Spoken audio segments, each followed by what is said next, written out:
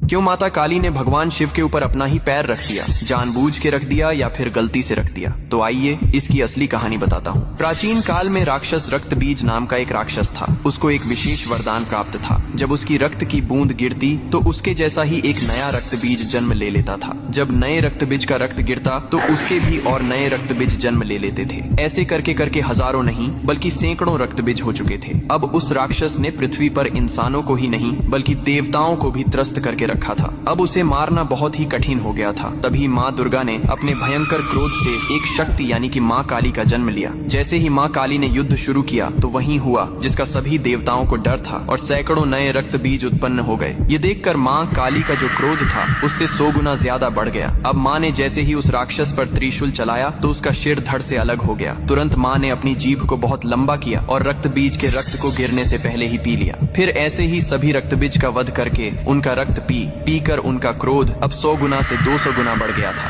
धरती कांपने लगी थी, समुद्र मथने लगे थे, देवता भयभीत होकर इधर उधर भागने लगे थे। तब देवताओं ने भगवान शिव से प्रार्थना की, हे महादेव, आप ही माता काली के संताप को शांत कर सकते हैं। शिव ने देवताओं की पुकार सुनी और माँ काली के सामने युद्ध भूमि में पहुंच गए। लेकिन माँ अपने तांडव में इतनी लीन थीं कि उन्होंने शिव को भी नहीं देखा। तभी भगवान शिव ने स्वयं माता के चरणों में लेट गए। जैसे ही माँ काली का पैर अनजाने में शिव के सीने पर पड़ा, तुरंत उनका क्रोध शांत हो गया। उन्होंने नीचे देखा तो अपने प्रिय पति शिव थे। यह देखकर उनकी जीभ शर्मिंदगी से बाहर निकल आई। इसके बाद शिव ने मुस्कुराते हुए कहा, हे माँ, तुम्हारा यह रूप सृष्टि के संतुलन के लिए था, लेकिन यह रूप अब धरती पर बहुत धाम से पूजा जाएगा। यही कारण है कि तस्वीर में और मूर्तियों में माँ काली को शिवजी पर खड़े हुए दिखाया जाता है, जो बहुत ही शुभ माना जाता है।